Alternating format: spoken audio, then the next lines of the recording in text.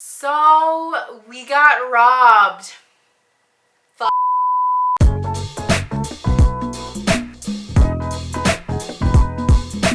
This is story time. This is the first time I've ever done a story time YouTube vlog. If I suck at telling the story, you can just stop watching right now and go to my other videos that are probably more well thought out. Nala!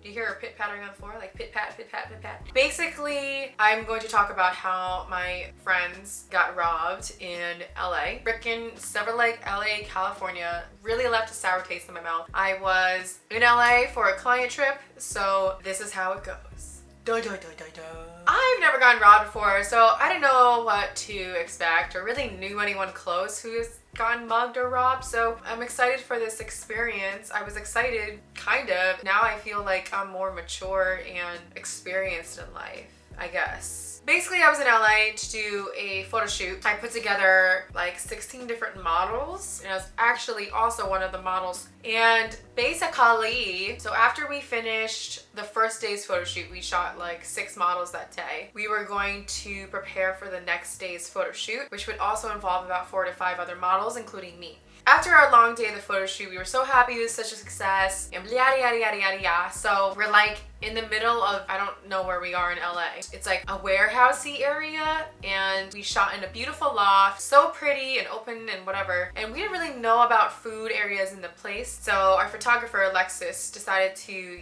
Google some things, like look up on Yelp and like Foursquare about what food is good in the area. And she found this place called, what is this restaurant called? I don't freaking know. I'll put the name here.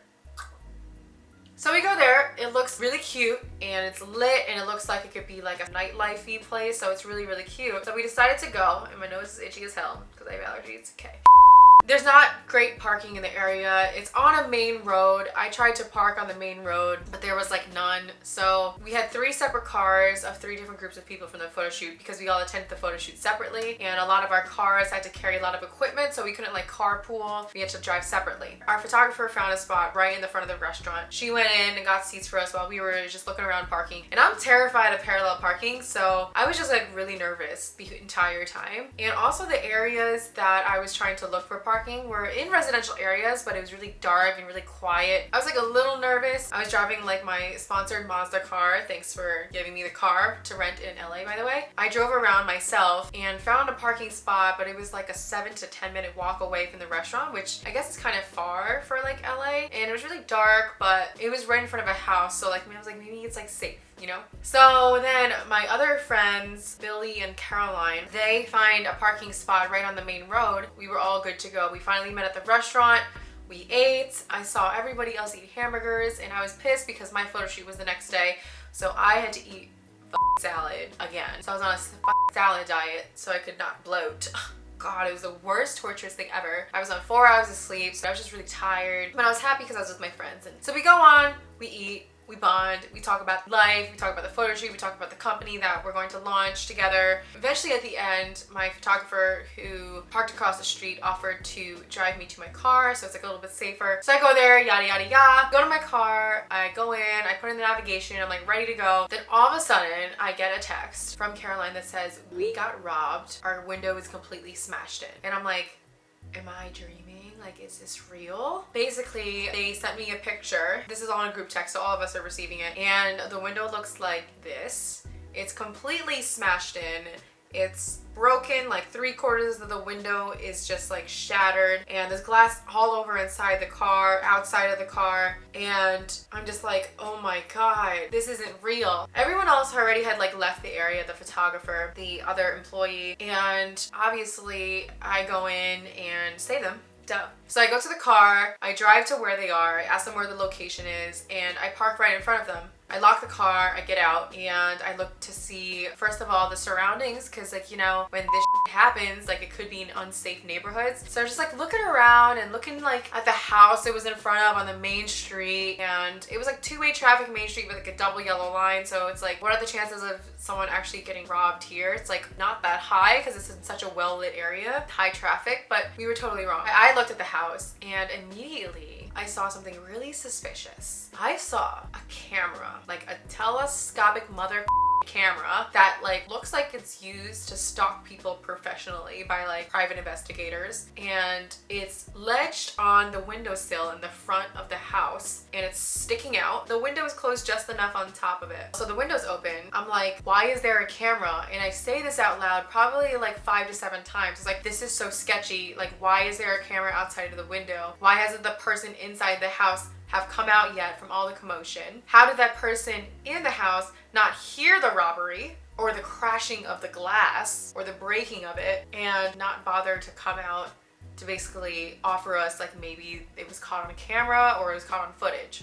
Eventually the lady does come out and I'm like, oh bitch, we're gonna die. So I come over and Caroline tells me that her iPad, her MacBook, her backpack was all stolen, medications, everything. She has tile on her backpack, I believe, or her wallet, which I guess was in the backpack, or something was in the backpack. Tile is basically an app that can alert you to where the tile is. So if you put it on your backpack and you like make it ring, it will ring, and you can basically find it like wherever it is. It's basically like Find My iPhone, but like for anything and not just your iPhone. But when we looked at my friend's tile, it basically stopped tracking about like 5 minutes after we sat into the restaurant, which means that the woman probably destroyed it in that area because it showed up as her address and there was no more indication of it moving ever again. So that's cool. Yeah, so again, like her MacBook was stolen, her medication, her iPad, her backpack, which is by Delsey, but I'll get into that later. So she comes out and she's like, oh my God, like what happened? And she's like, you know what? This happens all the time. You guys should report it. This happens all the time, lady. What the f front of your house? Are you hiding something? And she was like, this happens all the time. People need to report it. The last time this happened, the guy's backpack was thrown away in our garbage, empty and discarded from evidence. And we were like, can we look in your trash can? And we already were getting some really weird vibes from her. So we're like, can we look in your trash can? And she like hesitates. She's like, yeah, that's fine. So then she goes in and looks herself and she's like, do you want to come look? And then we're kind of like skeeved out by her. So we're like, it's okay. Like, we trust you. Like, if it's not there, it's not there. And then she goes, maybe you guys should walk around the back with me to find maybe the backpack that was like thrown away. So she was basically inviting us to go into like a dark alley with no lights with her, who is a complete stranger and completely neurotic. She's like, let me go in. It's really cold. I'm gonna get a jacket. It was like 70 degrees, you ain't cold, like bye. So she goes in and literally 25 minutes later, we're waiting outside trying to like evaluate what the hell just happened. She comes back later with a jacket, like a windbreaker that's like not even, she's like, sorry, it took me so long to get my jacket. I was like trying to find some police pamphlets that I could give you with a number to call. Who the hell has police pamphlets just chilling in their home, ready for people so you can give them out and give you the number? Like, what? She was like, oh, it's like 11:10 right now. The police station is closed. So she knew like everything. She had police pamphlets ready. She had the hours of which the local police station operated. And then she took 25 minutes to like somehow get a freaking jacket. A little sketchy already. Somehow she has a flashlight. And she goes over to the car with her flashlight and she like kind of shines it in and she's like, oh, she's looking at the ignition. She's like, I'm so surprised they didn't try to steal your car. Why would we even think that someone was trying to steal our car? You just put that idea in our mind and now you're looking guilty as like, we think that she was trying to steal the car. First of all, these are all my ideas. Like, the girl that got her backpack stolen was just not in the right mindset, obviously, because she was just stolen from. My other friend was just like in shock. So I was making all these conclusions. That was one thing that I concluded, that she probably tried to steal the car, and that the reason why she went in to go get her jacket was to possibly get a weapon to put in her jacket. So when we went around to finally agree with her to find the backpack around the corner in her backyard or like in the neighborhood where it's dark, she would not hold us at gunpoint, but maybe like threaten us and take our keys and then eventually take the car. That is what we thought was actually going to happen at that moment in time. After she came out with the flashlight and made that opinion in which she thought the car should have been stolen instead, she flashes it on the luggage okay? And first of all, this luggage, let me tell you, the designer name is not explicit. Like, it's on the chrome part of like the luggage bar on the inside facing away from the car. So you can't really tell what brand it is. She literally looks inside, flashes it. She's like, what brand was the backpack? And then she looks at the luggage. Oh, it's Delsey, isn't it? And then I'm thinking, first of all, why does she think the brand of the backpack matches the luggage? How would she know that? And two, how would she know that the brand is Delsey? Probably because she actually stole the damn backpack, saw that it matched the luggage. When she took it, she read the name of the brand. So she knows exactly what brand it was and that it matched the luggage. Crazy.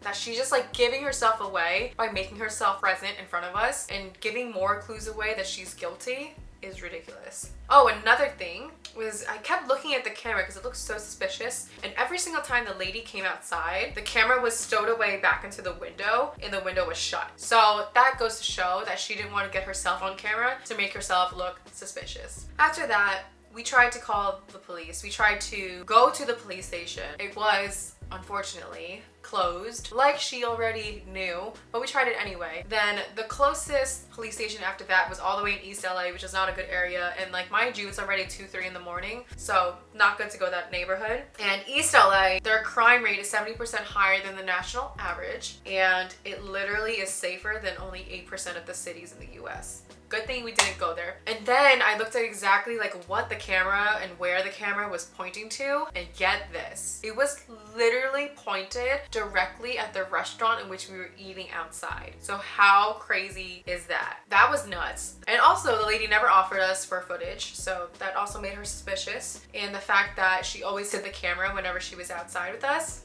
another one. And when she was holding the flashlight at the car, she asked the question, what brand is your car? First of all, you knew the brand of the backpack, but you don't know the brand of the car? Are you serious? When you open the door, the logo of the rings of the Audi actually flashed on the street, and it was like facing her, and she didn't know what the brand car that was. What a liar. So that's another thing. And she's like, what brand car is that, right? And Billy goes, an Audi. And she goes, oh, that's why. That's probably why it was broken into. What?